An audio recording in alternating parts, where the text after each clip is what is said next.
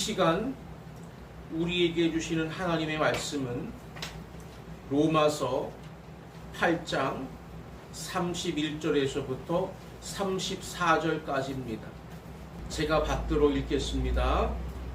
그런즉 이 일에 대하여 우리가 무슨 말 하리요? 만일 하나님이 우리를 위하시면 누가 우리를 대적하리요? 자기 아들을 아끼지 아니하시고 우리 모든 사람을 위하여 내주신 이가 어찌 그 아들과 함께 모든 것을 우리에게 주시지 아니하겠느냐? 누가 능히 하나님께서 택하신 자들을 고발하리요? 의롭다 하신 이는 하나님이시니 누가 정죄하리요? 죽으실 뿐 아니라 다시 살아나신 이는 그리스도 예수시니 그는 하나님 우편에 계신 자요 우리를 위하여 간구하시는 자신이라. 아멘. 오늘은 너무 걱정하지 말라라는 제목을 가지고 하나님의 말씀을 선포하겠습니다. 따라하겠습니다. 너무 걱정하지 말라. 너무 걱정하지 말라. 걱정이라는 단어는 마음에 안심이 안 돼서 속이 타는 것, 이것을 걱정이라고 그럽니다.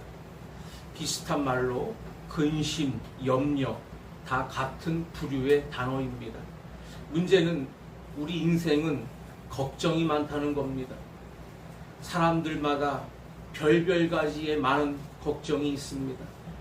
근데 그게 얼마 동안이냐? 일평생 동안입니다. 애들은 걱정이 없냐? 애들도 걱정이 있고 학생들도 걱정이 있고 장년, 노년 할 것 없이 일평생 우리는 걱정 속에 살아갑니다. 영국의 어느 병원에 이런 통계가 나왔어요. 500명 환자들을 차트별로 통계를 내보니까 시각에 장애가 생겨서 온 환자의 30%가 걱정을 너무 많이 해가지고 정신적인 그 긴장감이 시각장애까지 왔다 하는 통계가 있습니다. 또 노스웨스턴 대학의 레오나드 포스틱 박사가 발표를 한 게 있는데요. 걱정을 많이 하는 사람은 이 침이 분배가 잘 안 된다고 합니다. 그래서 입속에 있는 이 침이 중성이 되지를 못하면 입안에 질병이 생기는데 그게 바로 충치라는 것입니다.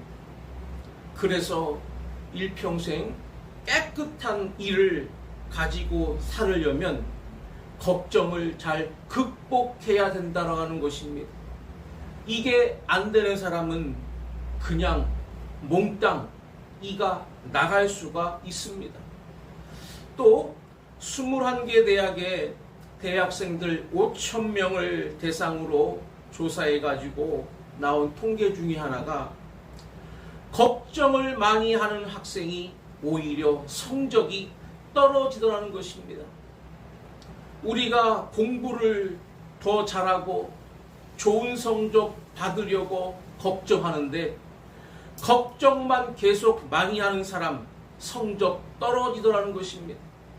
그러니까 우리 사람들이 이렇게 걱정은 많이 하는데 중요한 거는 그것을 해결해야 되고 그것을 극복하며 살아야 되는데 걱정만 자꾸 마음에 쌓고 사는 거 아무 소용이 없고 오히려 해가 된다는 것입니다.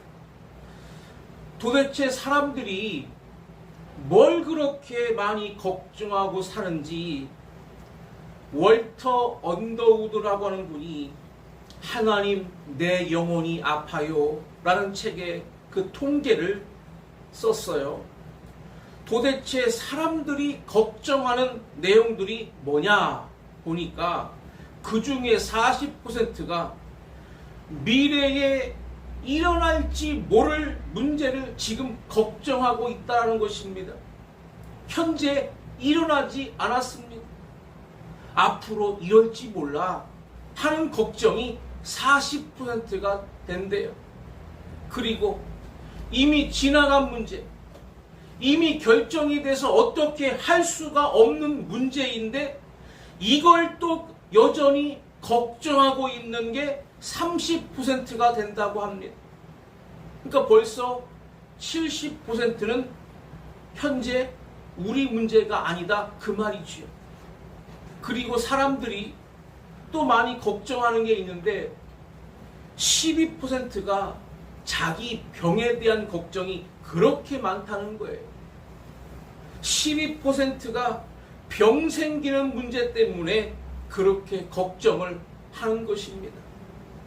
그 다음에 10%가 자기가 아니라 다른 사람들에 대한 걱정을 또 그렇게 많이 한다고 합니다. 애들 걱정, 친구 걱정, 아무개 걱정, 전부 남의 문제 가지고 걱정하고 있어요. 그리고 진짜로 걱정해야 될 문제가 8%가 남았는데 그거는 현실적으로 자기가 해결해야만 될 문제, 정말 걱정해야 될 문제, 그것이 8%라는 것입니다. 실제로 사람들은 이 8%에 매달려야 되는데 그거보다도 92%의 걱정에 너무 많이 신경을 써가지고 이렇게 걱정 때문에 많은 후유증을 앓고 살고 있다 그 말입니다. 그래서 오늘 우리가 깨달아야 할 것은 적어도 예수 믿는 사람들은 필요 없는 걱정일랑 하나님께 붙들어 매고 우리가 해야 될 8%에만 매달려서 이 걱정을 좀 슬기롭게 극복하고 승리하는 성도들 되시기를 간절히 바랍니다. 오늘 본문의 세 가지 종류의 걱정을 하나님이 어떻게 도와주시는지를 깨닫고 우리 삶에 적용하고자 합니다. 첫 번째는 31절에 보면 우리를 위해 싸워주시기 때문에 너무 걱정하지 말라 하는 말씀을 하셨어요. 따라하겠습니다. 우리를 위해 싸워주시기 때문에 걱정하지 말라. 본문 31절에 이렇게 말씀했어요. 우리 다 같이 함께 우리 읽겠습니다. 시작. 그런즉 이 일에 대하여 우리가 무슨 말 하리요? 만일 하나님이 우리를 위하시면 누가 우리를 대적하리요? 아멘. 우리 삶 속에 싸움이 많아요. 사실 일평생 싸움 속에 산다고도 볼 수가 있습니다. 생존 경쟁도 다 싸움입니다. 자고 일어나면 막 급하게 준비해서 나갑니다. 왜 그럴까요?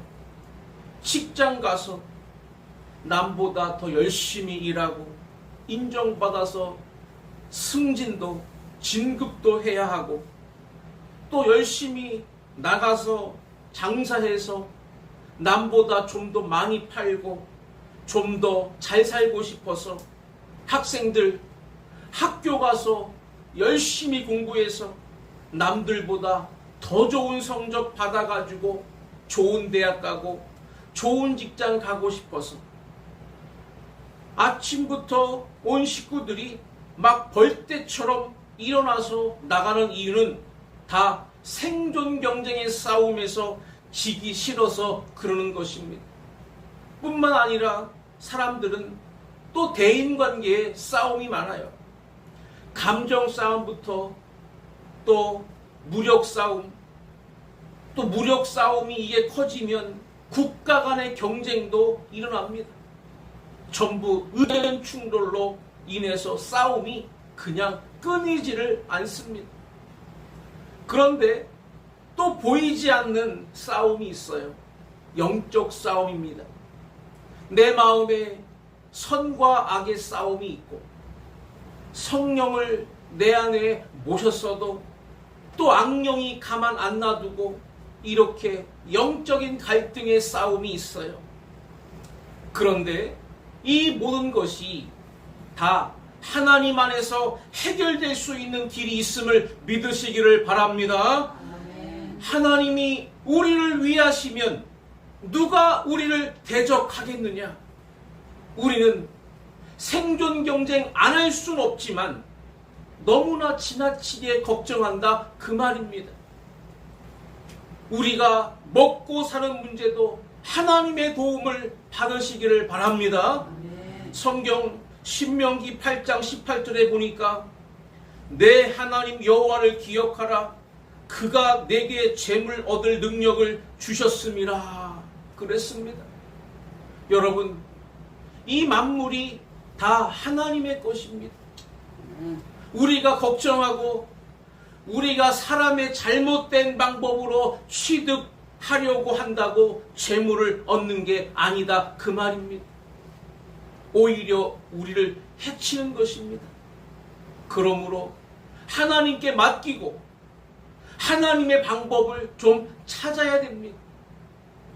하나님이 재물 얻을 능력을 주시도록 순리대로 우리가 물질을 얻어야 될 줄로 믿습니다. 신명기 15장 6절에 보면 내 하나님 여호와께서 내게 허락하신 대로 내게 복을 주시리니 내가 여러 나라에 꾸어줄지라도 너는 꾸지 아니하겠고 이렇게 말씀했습니다.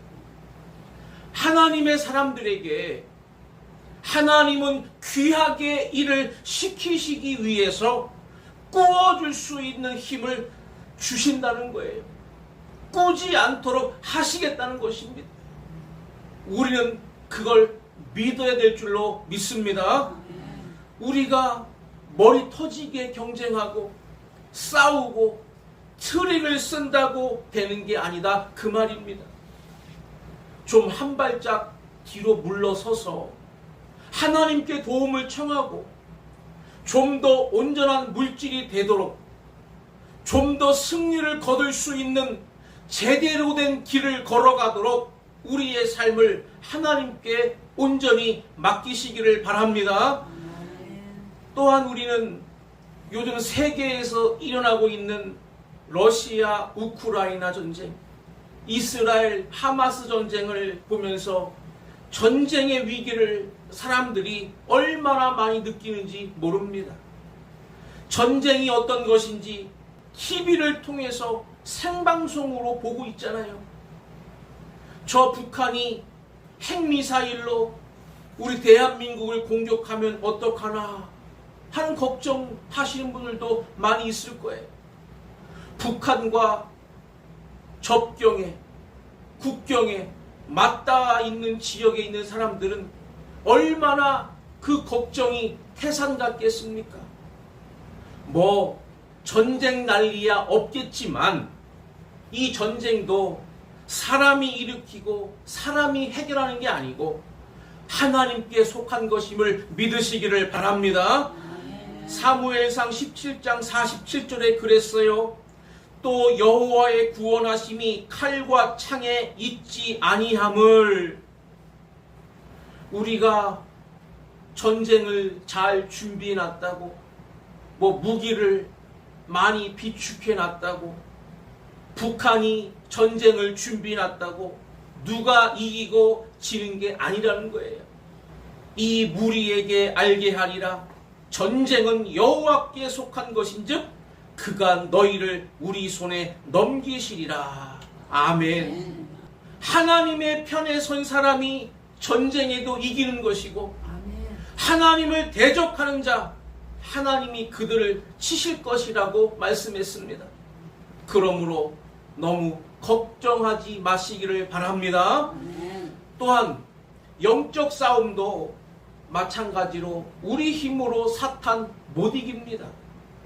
그래서 하나님께서 우리가 이길 수 있는 방법으로 에베소서 6장 11절에 하나님의 전신갑주를 입으라고 말씀했습니다.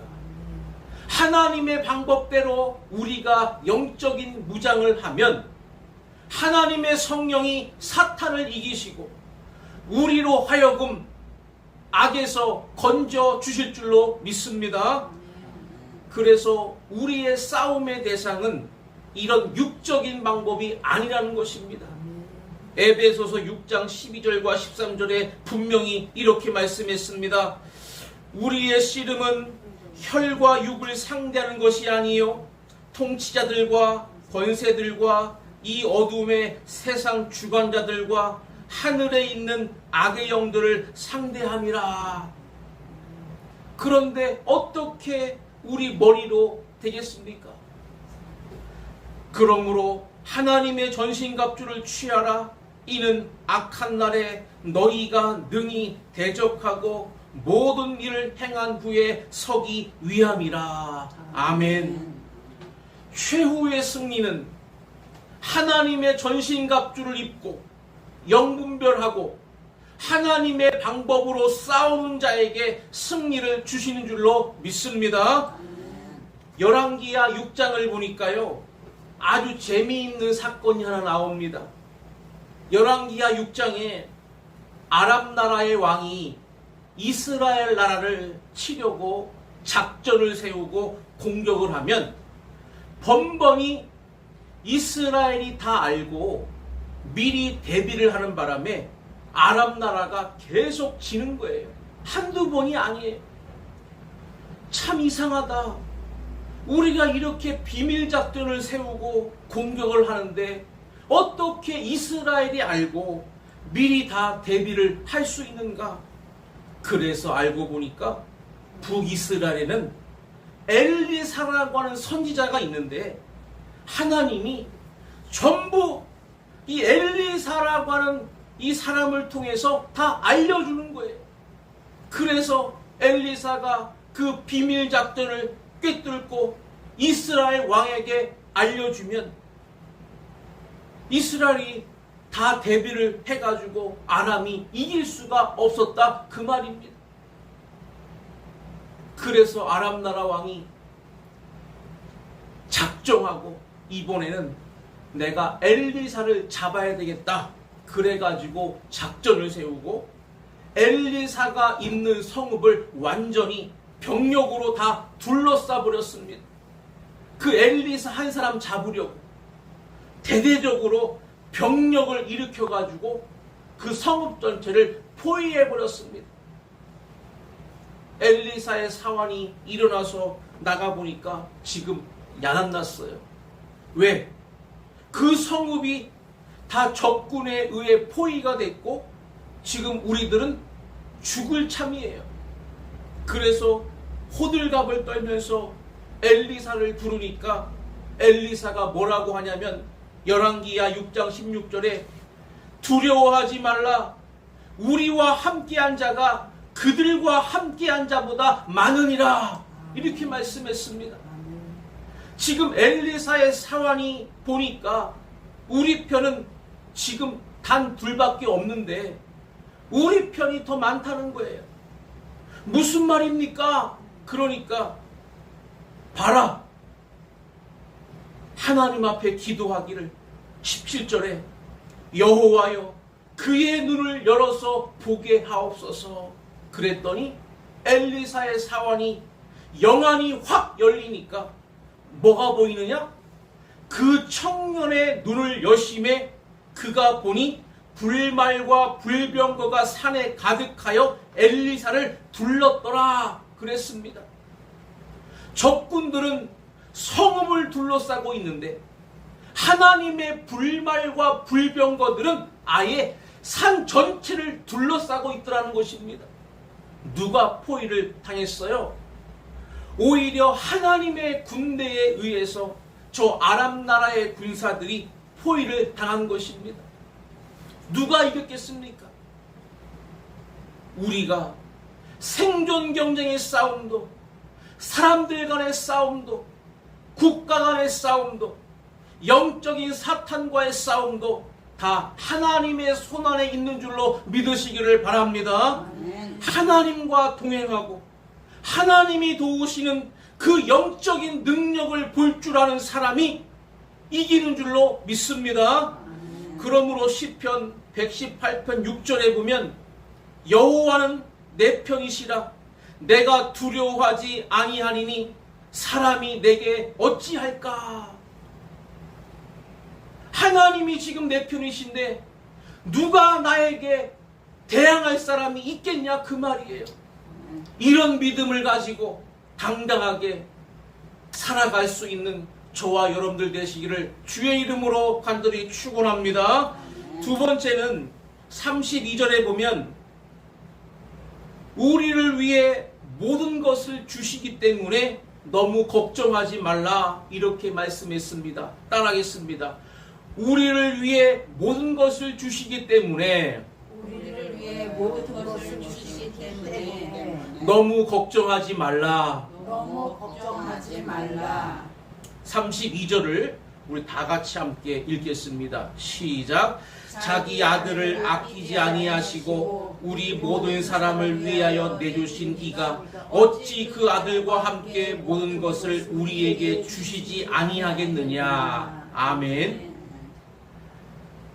하나님이 우리를 얼마나 사랑하시고 도와주시려고 자기 아들까지 바치셨는데 그 이상의 뭘 못 줄 게 뭐가 있겠습니까?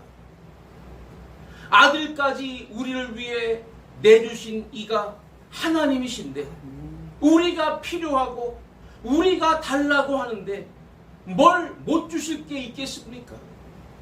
이 말씀은 뭐냐 하면 우리 사람들은 항상 뭔가 부족함을 느끼고 공허감 속에 살아요.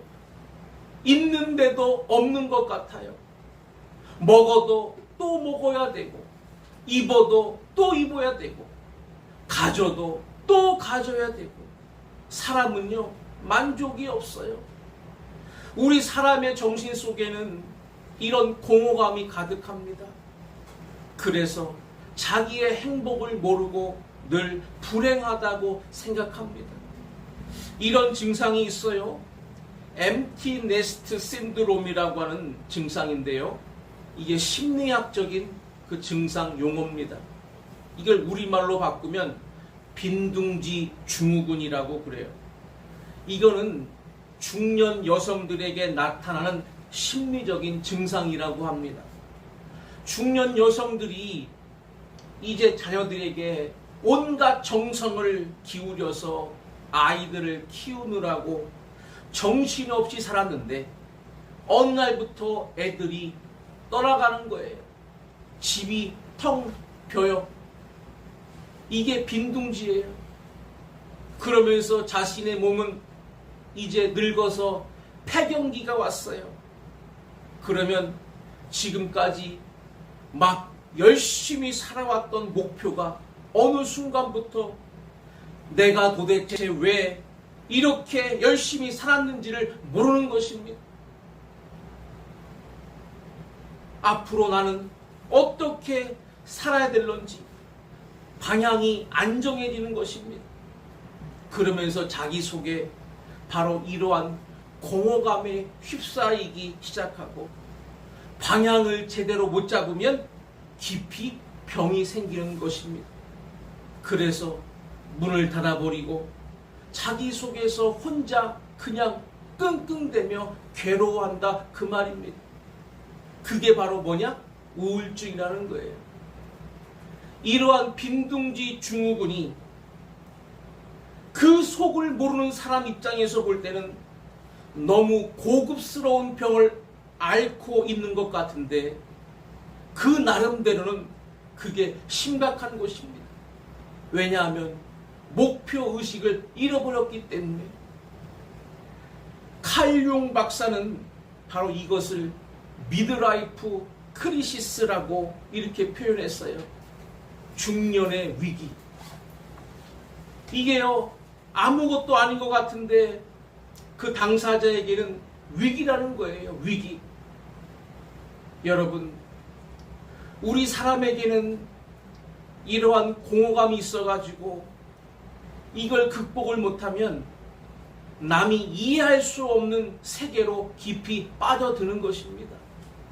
남이 이해할 수 없는 짓을 한다 그 말입니다. 창세기 21장에 보면 참 하나님의 사랑이 어떤 것인가 하는 것을 우리가 느낄 수가 있는데요. 아브라함이 자식을 못 낳으니까 아내 사라가 하도 답답해가지고 자기 여종 하가를 줬어요. 아기를 떡 낳았는데 100세가 돼가지고 하나님이 사라에게도 잉태를 시키셔서 또 아들을 낳게 하셨죠. 그랬더니 이제 사라가 자꾸 이 여자 하갈이 자꾸 신경 쓰이고 그 큰애가 신경 쓰이는 거예요. 그래가지고 갈등하다가 아브라함한테 죽기 살기로 얘기하잖아요. 나 저 사람들 데리고 같이 못 삽니다. 하나님 앞에 하도 고민이 돼가지고 아브라함이 기도해 봤더니 하나님이 응답 주시기를 그래 저 여자하고 큰아들 내보내라는 거예요. 내쫓으래요. 아브라함이 제가 참 이해가 좀 안 되는데 가죽 부대에다가 물 하나 집어넣어 가지고 사막으로 쫓아버렸습니다. 어떻게 된 건지.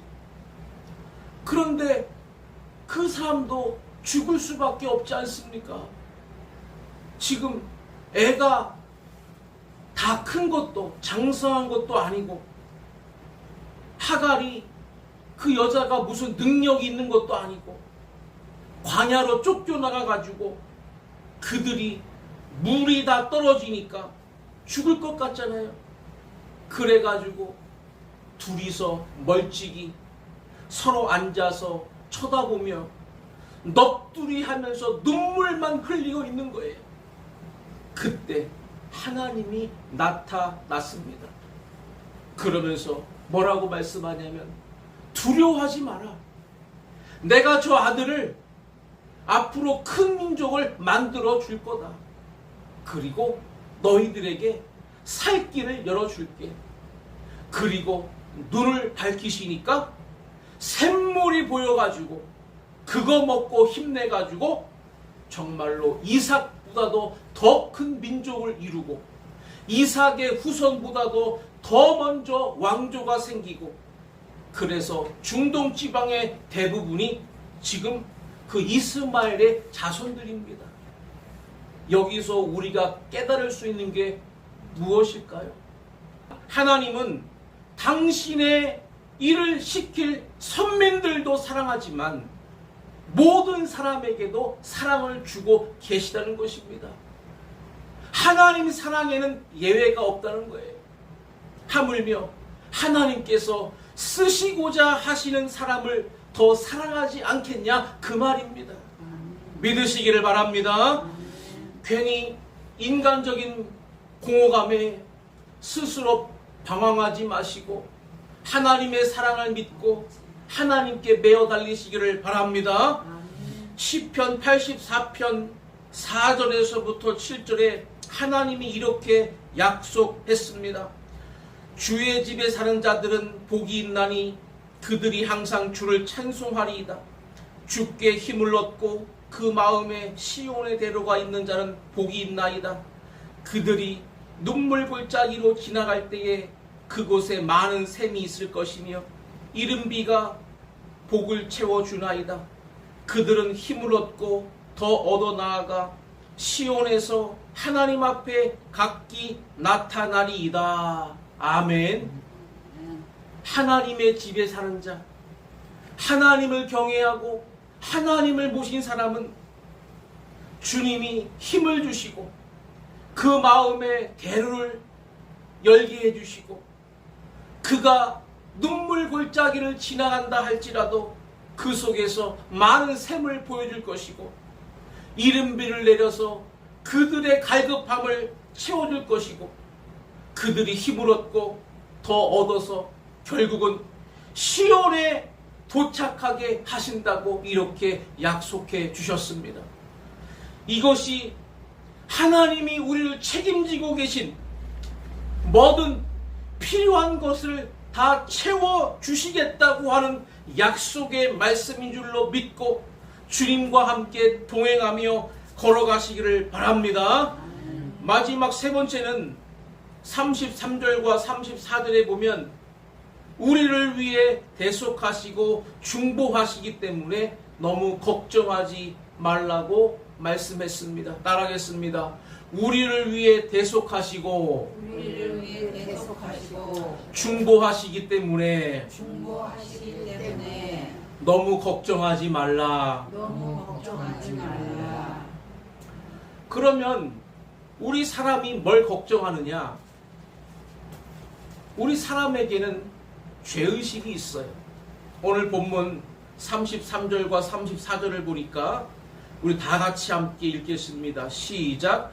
누가 능히 하나님께서 택하신 자들을 고발하리요? 의롭다 하신 이는 하나님이시니 누가 정죄하리요? 죽으실 뿐 아니라 다시 살아나신 이는 그리스도 예수시니 그는 하나님 우편에 계신 자요 우리를 위하여 간구하시는 자시니라. 아멘. 사람들은요 괜히 누가 자기를 고발할 것 같고 누가 자기를 정죄할 것 같아요. 이게 바로 죄의식, 죄책감이라고 하는 것입니다. 누가 아무 말 안 해도 스스로 자기 속에 불안함을 가지고 있어요. 내 죄에 대해서 내가 어떻게 벌을 받을까 두렵다 그 말입니다. 예전에 AP연합통신에 이런 기사가 뜬 적이 있어요. 40년 동안 죄책감에 시달려온 한 노인이 결국 자수를 했대요. 그는 은행원이었습니다. 은행에 들어가서 요령이 터지게 된 후에 그는 돈을 빼기 시작했는데 은행 다니는 동안에 수억 원을 그가 챙긴 것입니다. 그런데 자기 고백이 뭐냐 하면 40년 전부터 그 부정한 짓을 할 때부터 지금까지 나는 하루도 마음이 편한 날이 없었고 얼굴을 피고 사는 적이 없었다. 그 욕심 때문에 그 일을 저지르긴 했어도 마음이 늘 불안하고 죄의식에 시달리며 살았다는 거예요. 그래서 내가 죽기 전에 이제 자수해야지 못 견디겠다 싶어가지고 경찰서 가서 자수했다는 거예요. 그러고 나니까 마음이 평안해진 거예요. 재판을 받게 됐어요. 재판석에서 그가 말합니다. 나는 이제 마음이 편해졌으니 더 이상 바랄 게 없다. 나 죄값 다 치르겠다. 어떤 벌이라도 다 달게 받겠습니다. 이렇게 말한 거예요. 그때 판사가 뭐라고 했냐면 당신은 무죄입니다. 그랬어요. 왜? 공소시효가 아주 옛날에 다 지나가 버렸기 때문에 처벌할래야 처벌할 수가 없다는 거지. 여러분, 하나님 앞에서 우리의 죄를 고백하면 이렇게 무죄 석방될 줄로 믿으시기를 바랍니다. 또 이런 일이 있어요. 영국의 한 노인이 평생 죄만 짓고 살다가 결국 늙고 나니까 자꾸 마음이 두려워서 못 견디겠는 거예요. 그런데 병이 덜컥 났어요. 죽을 병이 생긴 거예요. 그러니까 이 사람이 마음이 다급해지니까 가까이 살고 있던 손녀를 불러가지고 야, 너 좀 성경 좀 읽어봐라. 이 사람이 위안을 받고 싶어가지고 성경 읽어달라 그랬는데 어디를 읽었는지 몰라도 읽을 때마다 계속 마음에 죄책감만 더 생기는 거예요. 마음이 괴로워 죽겠는 거예요. 그래도 참고 성경을 계속 듣고 있는데 어느 날 손녀가 읽어주는 말씀에 귀가 확 열려버렸습니다. 그 본문이 어디였냐면 요한일서 1장 7절이었습니다. 그의 귀에 들어온 단어가 뭐였느냐? 그 아들 예수의 피가 우리를 모든 죄에서 깨끗하게 하실 것이요. 요 단어가 그냥 그 마음속에 들어온 거예요. 아, 그래? 정말 그 구절에 그런 내용이 있어? 다시 한번 읽어봐. 똑같이 얘기하는 거예요. 또 한 번 읽어봐. 똑같이 얘기합니다. 이 사람 마음에 희망이 생긴 거죠. 내가 일평생 너무나 많은 죄를 짓고 이제 죽음 앞에서 내가 두려워 죽겠는데, 아, 예수의 피가 내 모든 죄를 깨끗하게 씻어준다니 나는 여기에 희망이 있구나. 그래서 그가 손녀한테 내 손을 그 성경 구절 위에다가 좀 얹어달라. 그리고 내 유언을 사람들에게 알려라. 나는 요 말씀을 믿고 죽었노라고. 그리고 죽었더래요. 그래도 이 사람 마지막 복을 받고 죽었잖아요. 왜? 자기 죄를 해결하고 죽었기 때문에 그렇다는 것이요. 여러분, 우리 예수님께서 오늘 본문에 뭐라고 말씀했습니까? 죽었다가 다시 살아나셨다. 왜? 우리 죄를 위해서 대신 죽어주시고 우리를 살리시기 위해서 살아나셨다는 거예요. 그리고 지금은 하늘 우편에서 우리를 위해 중보하고 계시다고 말씀합니다.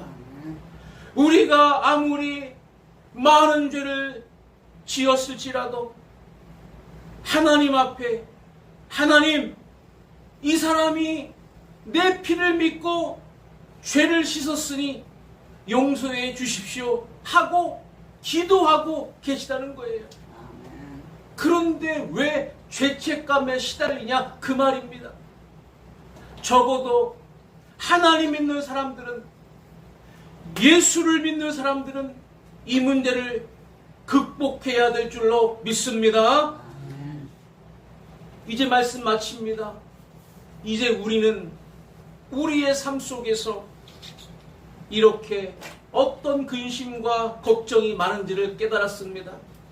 생존 경쟁에, 또 대인관계에, 그리고 영적 싸움에, 그리고 우리가 항상 공허감에, 그리고 죄의식에 이렇게 시달리고 근심 걱정하며 삽니다. 그러나 하나님 이 모든 것 다 아시고 우리를 위해 싸워주실 것이고 우리의 필요한 걸 다 채워주시고 우리의 죄를 이미 다 소멸시켜 주셔서 우리는 더 이상 걱정하지 말고 하나님과 예수님과 동행하면 된다는 사실 확신하고 돌아가시기를 바랍니다. 그 확신의 마음을 갖고 이렇게 승리해 가시기를 주의 이름으로 간절히 축원합니다.